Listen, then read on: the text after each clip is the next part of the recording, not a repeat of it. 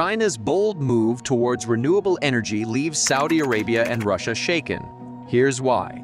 OPEC and Saudi Arabia face an existential threat from China, not from net zero or green deals in the West. The absolute volume of Chinese gasoline and diesel car sales fell 20% in February from a year earlier. Electric vehicle sales keep soaring, reaching a record 32% of the standard passenger car market for the first time ever. Due to the proliferation of battery swapping stations, Chinese EV sales are expected to reach 8 million this year. Instead of charging your own car, you do an instant swap. There is no need to wait. The need for charging stations everywhere is unnecessary. Despite the elimination of subsidies at the end of last year, sales have surged. China's best-selling EV is the BYD Song Plus, which retails for about £22,000. Number 2 is the smaller Wuling Mini. It starts at around £4,000. They are producing cheap EVs for the mass market, which is still completely lacking in the West. It is absolutely taking off, said Lord Adair Turner, chairman of the Global Energy Transitions Commission. The consensus forecast until recently was that EV penetration would reach 40% of Chinese sales by 2030. That threshold could be crossed as soon as this year if manufacturers can produce fast enough to meet the demand. We think Evoyur TMS will reach 80% of sales in China by 2030, said Kingsmill Bond from energy strategist Jeremy. Electrification is spreading to light commercial vehicles, up 85% year-on-year. Over 60% of buses in service in Chinese cities are already low carbon. All municipal buses on the eastern seaboard will be electrified by 2025. Long-haul trucks are next in line. According to Bloomberg New Energy Finance, EVs have already reduced oil consumption by 1.5 million barrels per day, or 1.5% of global consumption. This is about to accelerate exponentially.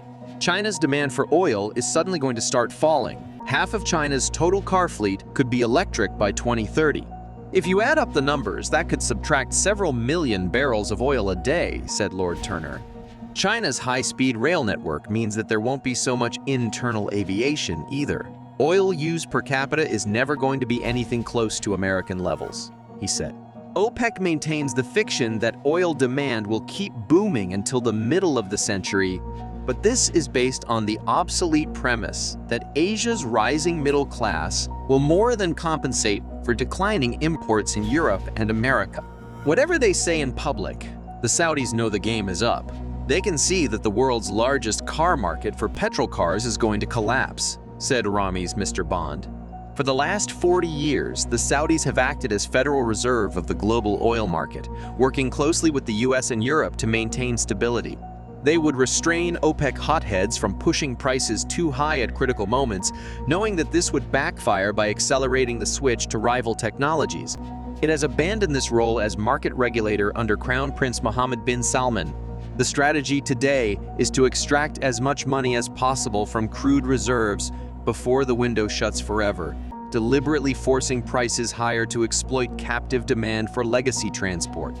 Last weekend's Saudi-led decision by OPEC and Russia to cut global supply by a further 1 point on Embiid is an act of weakness. It is not the action of states seeking to preserve a sustainable business model. It was an affront to President Joe Biden, but it was no favor for Xi Jinping either. Oil shocks are horrible for China. Its energy intensity per unit of GDP is 2.5 times higher than in the US.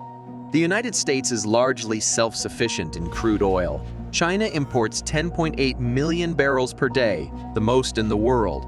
As a result, its oil import dependency has risen to 70%, putting it at greater risk than the US during the Arab oil embargo in 1973. This oil is mostly shipped in tankers through the Straits of Malacca. China is also the world's biggest importer of liquefied natural gas, which also comes on ships. This is a glaring geostrategic weakness as the superpower clash with the US turns increasingly dangerous. Chinese strategists can see how the West is using its stranglehold over global tanker fleets, vessel insurance, and shipping finance to asphyxiate Russia. They've also studied Franklin Roosevelt's blockade of Japanese oil imports in 1941. They know that China cannot risk a showdown over Taiwan until it has a safer supply of energy. hence the massive expansion of renewable power currently underway. Great tracts of desert in Inner Mongolia, Gansu, and Xinjiang are being covered with solar panels and onshore turbines, bundled with extra coal capacity as a backup to avoid winter blackouts. Xi Jinping's original plan was to reach 1,200 gigawatts of wind and solar by 2030. China's Research Academy of Environmental Sciences says this target will be achieved 5 years early, given that the rollout is running at 180 gigawatts a year.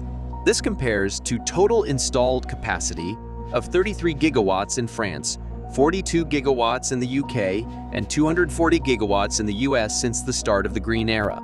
Nikhil Bhandari and Amber Kai from Goldman Sachs think China will smash the target 3 times over, reaching a staggering 3,300 gigawatts by the end of this decade, all backed by a vast expansion of energy storage.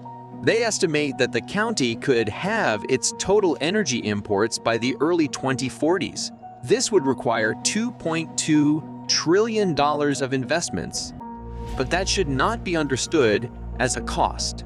Goldman says combined renewables with storage operating around the clock will be highly profitable by 2030 as they undercut coal, with a rate of return on capital reaching 10%. They think China's total CO2 emissions will peak as soon as 2028.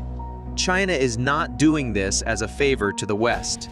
It is doing so in order to confront the West from a position of greater strength in the future, and because it aims to become the world's clean tech hegemon. The Chinese have already cornered 90% of global production of solar panels and control 70% of the lithium output, although that may matter less as sodium-ion batteries arrive.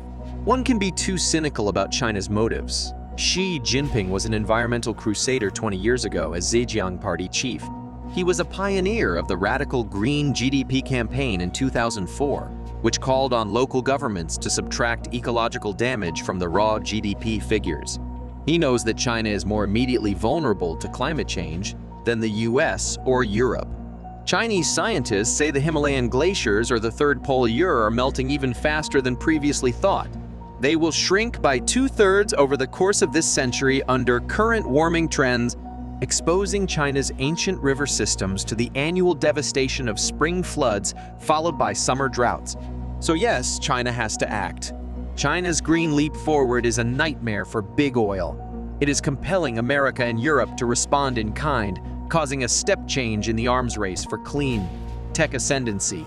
The EU's retreat from its 2035 ban on combustion engines makes no difference in this larger geoeconomic context.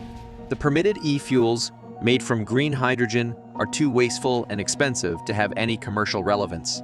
They retain just 16% of the original energy input, compared to 77% for EAVs. The next generation of solid-state batteries and lithium, Air variants, will complete the annihilation in the late 2020s, opening the way to EAVs with much longer driving ranges, much lower costs, and less reliance on scarce minerals. Technology married to market forces will render fossil fuel bans in the UK, Japan, California, or Quebec superfluous before they come into force. Personally, I had assumed that oil would enjoy one last hurrah in the early 2020s as a decade of underinvestment drives prices to $150 or $200. But this does not seem so inevitable anymore. The rallies keep fading. The events of the last week suggest that the process of oil displacement is more advanced than we had assumed. Saudi Arabia, Russia, and the petrostates have already entered the first stage of terminal runoff. Thank you for watching our video. We hope you found it informative and thought-provoking. We value your opinion and would love to hear your thoughts in the comments section below. Your feedback will help us to create more relevant and engaging content for you in the future. If you haven't already, please consider subscribing to our channel and turning on the notification bell to stay up to date with our latest videos. By subscribing, you'll never miss out on any new content that we produce. Lastly, if you found this video helpful, please hit the like button. Your likes help our video to rank higher in the YouTube algorithm, which means that more people will be able to find and benefit from our content. Thank you again for watching, and we look forward to seeing you in the comments section and in future videos.